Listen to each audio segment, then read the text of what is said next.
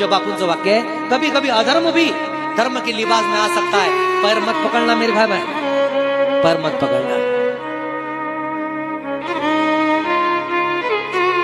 गणवेशावरून बाह्य वेशावरून साधूची परीक्षा करता येत नाही सज्जनांनो.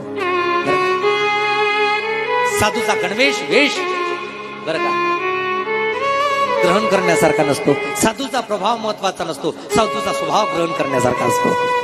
काय असतो? साधूचा प्रभाव महत्वाचा नसतो चंदन दादा, तो दिसतो कसा? साधूचा स्वभाव ग्रहण करण्यासारखा असतो. साधूचा स्वभाव ग्रहण. अरे विवेकानंदांनी रामकृष्ण ठाकूरांचा प्रभाव नाही पाहिला हो, स्वभाव पाहिला. स्वभाव पाहिला. कालिकेच्या मंदिरात असणारा पुजारी आणि विवेकानंदाचा जर गुरु ठरत असेल तर काहीतरी शिकण्यासारखं आहे. माझ्या दादांनो,